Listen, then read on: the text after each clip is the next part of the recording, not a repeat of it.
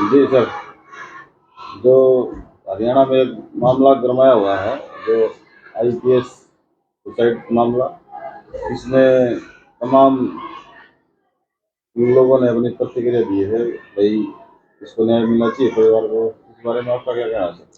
देखिए, हमने पहले भी मीडिया के माध्यम से कहा है कि जो आईपीएस सुसाइड मामला है उसमें उनके परिवार को न्याय मिले और जो भी अधिकारी इसमें दोषी है उसके खिलाफ बिना विलंब किए सरकार सख्त कार्रवाई करे, क्योंकि ये सिस्टम के कारण सारा काम हुआ है।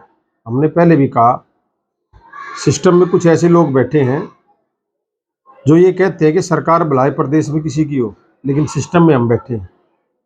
किसी का भी नाम एफआईआर में जोड़ना, किसी का भी नाम एफआईआर से हटाना, भ्रष्टाचार की दो मामले तो मैं रोज तक के बता दूंगा आपने, जिन दो मामलों में स्पष्ट तौर पे, खुले तौर पे जातिवाद की झलक दिखाई दी और करप्शन की झलक दिखाई दी हमारे को खुद, मैं खुद उसका गवाह हूँ। कौन सा मामला है सर? एक तो हमारे सांगी गांव के कुछ व्यक्ति थे, मतलब मुझे ये समझ में नहीं आ रहा कि कानून की रक्षा करने वाले, मतलब रक्षक ही अगर भक्षक बनेंगे। ये तो हाल जब है जब ये पूरा परिवार आईएएस लॉबी है, जब उनको अपने न्याय के लिए सिस्टम से लड़ाई लड़नी पड़ रही है, तो आप जैसे और मेरे जैसे अगर व्यक्ति के साथ ये हादसा हो जाए तो मैं नहीं मानता कि सिस्टम से न्याय मिलेगा। मतलब इतना इस सिस्टम में जातिवाद और पक्षपात हैवी कर रखा है इन लोगों ने। बहादुरगढ़ में देख लो आप, बहादुरगढ़ में कुछ ऐसे अधिकारी हैं जिनका जी नहीं लगता, रूटीन में उनके ट्रांसफर हो जाते हैं, किसी को सालावास भेज देते हैं, किसी को कहीं भेजते हैं, 2 दिन के बाद फिर वापस आ जाते हैं। क्यों? क्योंकि सिस्टम में जो ट्रांसफर करते हैं उन्हीं के लोग बैठे हैं। ऐसा बहादुरगढ़ में क्या है, नौकरी तो कहीं भी कर सकता है व्यक्ति, लेकिन बहादुरगढ़ में आदत पड़ी हुई है करप्शन की, उनको भ्रष्टाचार की। और इन जैसे कुछ लोगों के कारण, मैं सबको नहीं कह रहा, इन जैसे कुछ लोगों के कारण पूरे डिपार्टमेंट पे उंगली उठती है। इतने बड़े स्तर का अधिकारी वो जब सुसाइड कर रहा है तो आप सोच के देंगे हालात क्या रहे होंगे। मैंने पहले भी कहा था कि इन व्यक्तियों का अगर कर्मचारी छोटे पद पे भी है और हमारा एससी बीसी भाई अगर बड़े पद पे भी है, उदाहरण के तौर पे एक उदाहरण दूंगा आपको, बहादुरगढ़ में हमारे एससी समाज का रैंक का व्यक्ति डीएसपी पोस्ट पे, और जो लोग सिस्टम पे कब्जा किए हुए हैं उनका कर्मचारी एसएचओ पोस्ट पे। अब आप ये बताएं, एसएचओ बड़ा या डीएसपी बड़ा? लेकिन आदेश कौन कर रहा है? एसएचओ। मैं हैरान था उस दिन, मैं भी, मेरे आंखों आगे ये। और जैसे एक नेता ने कहा था चुनाव में, अभी चुनाव जो विधानसभा का होगा, कि हुड्डा सरकार में थाने और सिटियों में जो कार्रवाई होती थी वो व्यक्ति का नाम पूछ के होती थी कि भाई तो अपना नाम बता, नाम क्या क्या लगाता है वो बता। ये सच्चाई है। और आप कहीं भी चले जाओ, सिस्टम में जो लोग बैठे हैं वही कब्जा कर रहे हैं।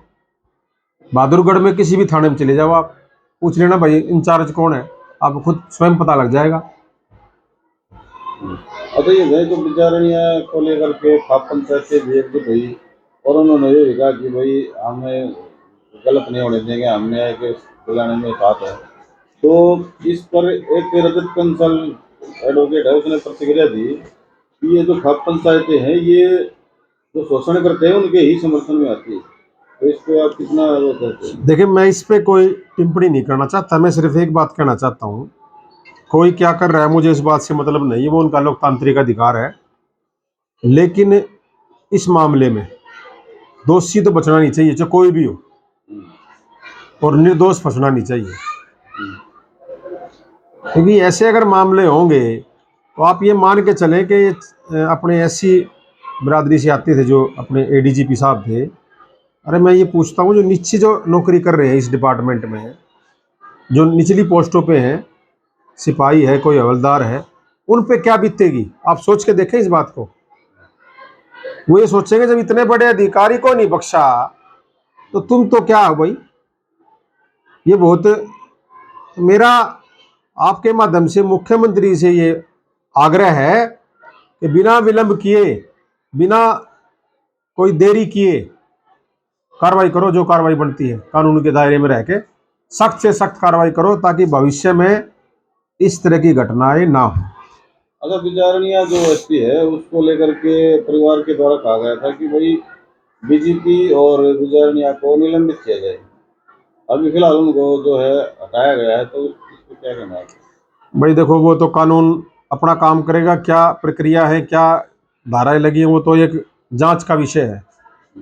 लेकिन मैं ये कहना चाहता हूं, तब तक जब तक जांच चले, इन सब को इनके पद से मुक्त करके घर बिठाया जाए, और अगर धाराएं संगीन है तो इनको अरेस्ट किया जाए। वो जांच का विषय है। अगर ये निर्दोष होंगे तो जांच में साफ हो जाएगा। ये डर क्यों रहे हैं? जब एक आम आदमी को तभी ये कोई सी धारा लगा के फंसा देते हैं, धारा पड़ती भी नहीं चाहिए, फंसा देते हैं, ये धारा लगा दी भाई, जा अपने कोर्ट में भुगत लिए। होता है ऐसा भी गरीब आदमी के साथ। तो ये कौन से चांद से उतर के आ रहे हैं? ये तो इंसान है और कानून सबके लिए बराबर है। हमारा भीमराव अम्बेडकर जी ने एक अधिकार दिया है लोकतंत्र में, संविधान के जो रचयिता थे, कानून सबके लिए बराबर है। तो ये क्या अलग है? इनको अगर धाराएं संगीन है तो अरेस्ट करो और जांच करो। जांच में अगर ये पाक साफ हुए तो अपने आप बरी हो जाएंगे, क्यों डर रहे हैं? तो इस बात पे मैं मानता हूं कि इस मामले की निष्पक्ष जांच होकर जो भी दोषी हो उसके खिलाफ सख्त कार्रवाई हो।